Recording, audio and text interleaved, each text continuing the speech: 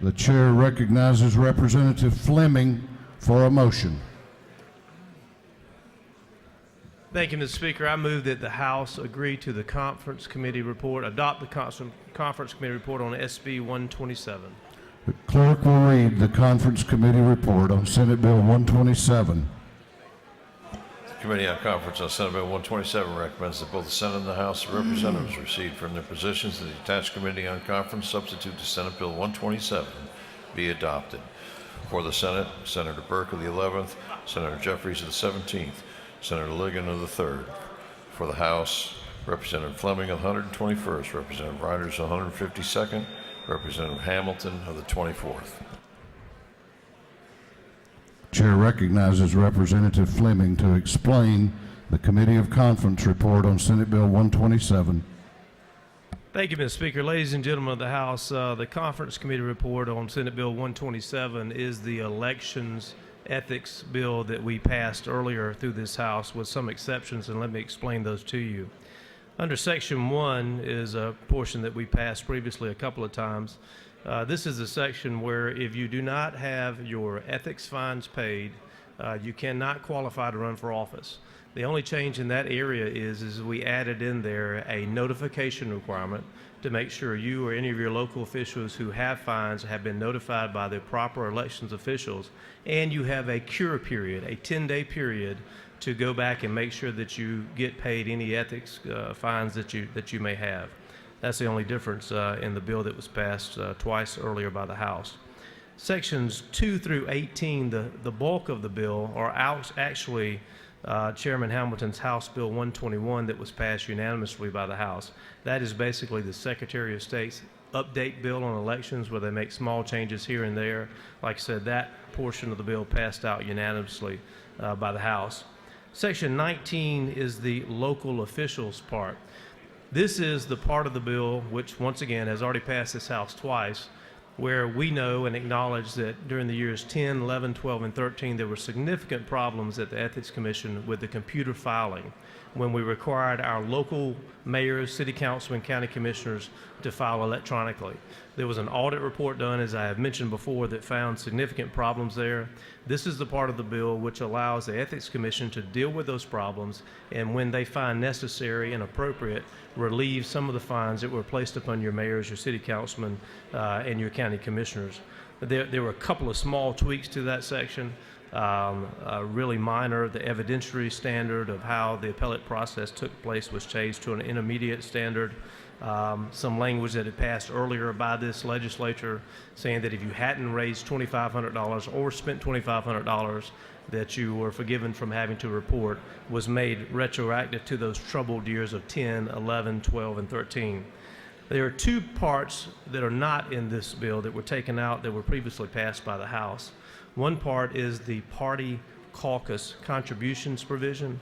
As we've discussed before, right now, the Democrat or Republican caucus of the House or Senate can make unlimited contributions to a member that they want to try to help, but first they send it up to the party and then it comes back down from the party to the candidate. That part was taken out. The second part that was taken out was the so-called dark money provision.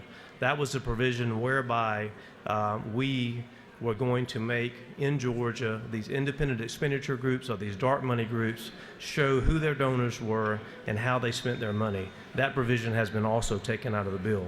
That is, Mr. Speaker, basically what the bill does, and I, of course, will be happy to try to answer any questions about the conference committee report. Chair recognizes Representative Pizzold for a question to your right. Thank you. Does the gentleman yield? Absolutely. Is it not true that I greatly appreciate yours, Chairman Reinders, and Chairman Hamilton's hard work on this bill, and I am delighted to vote yes? You expressed that to me previously, and I certainly do appreciate that. Thank you, sir. Do you further yield? Yes, sir, Mr. Speaker, I'll yield. Chair recognizes Representative Hawkins to your right for a question. Does the gentleman yield? Absolutely.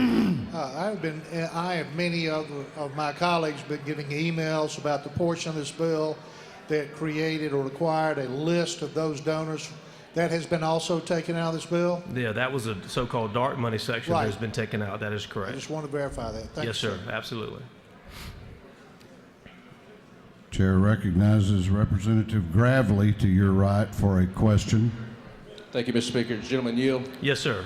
Is it not true that even in the moments of heated passion and debate that the Committee of Conference worked diligently, and I'd like to commend Chairman Reinders, yourself, and Chairman Hamilton for listening to the members of the caucus and making this a good bill.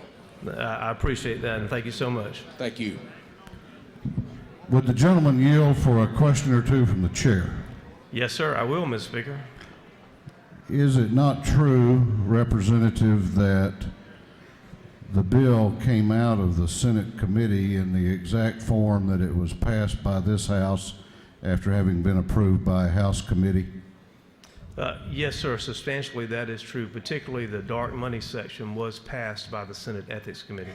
So would it be, would you further yield? Yes, sir, absolutely. Would it be accurate or factual to say that there were changes at the last minute in that part of the bill made in today or yesterday?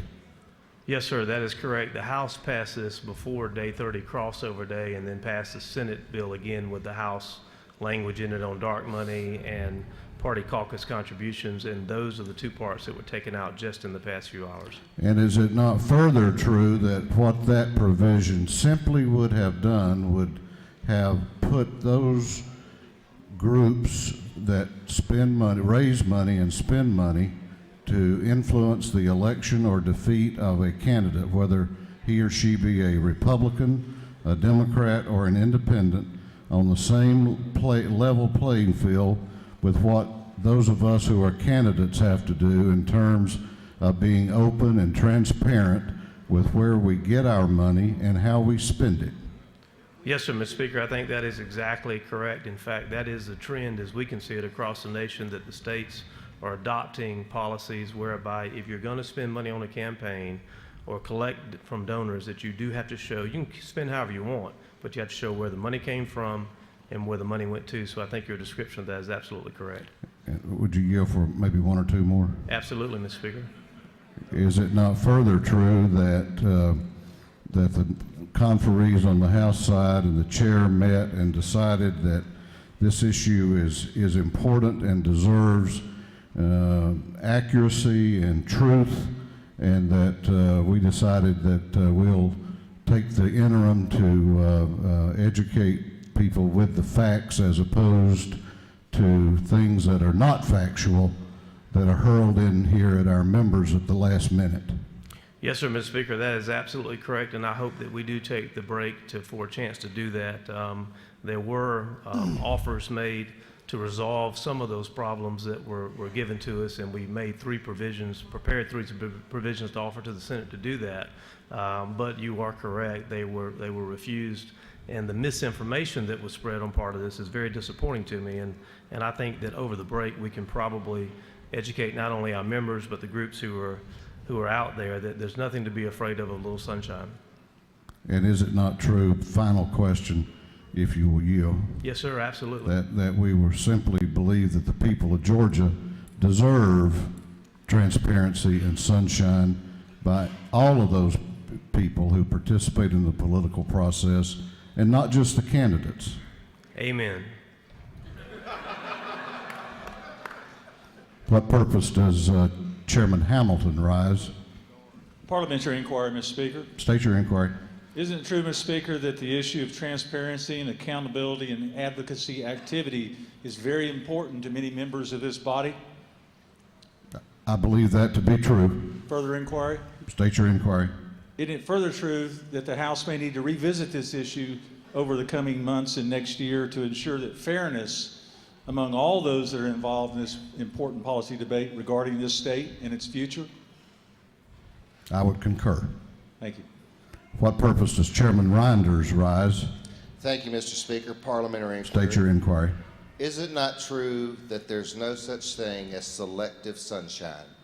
That is absolutely true, or at least in Blue Ridge, Georgia, that's true. I hope that's true all over the state. Does the Speaker continue to yield for me? Further parliamentary inquiry. Anything for you. It's late.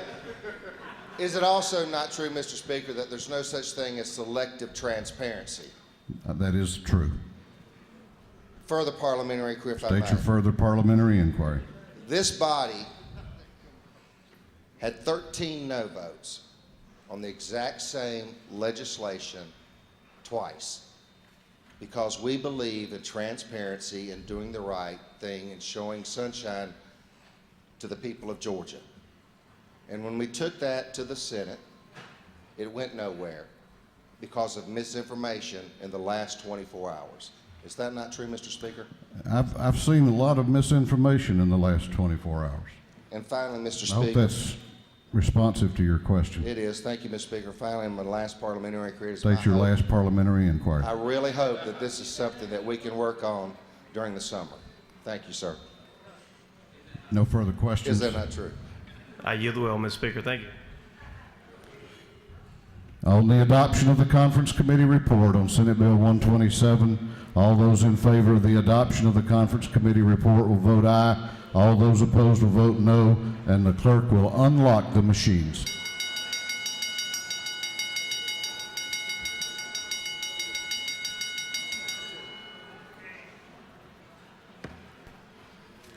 Have all members voted?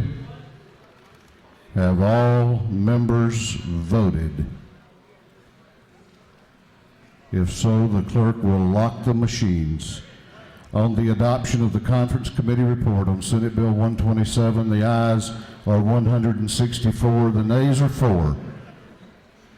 This House has adopted the Conference Committee report on Senate Bill 127.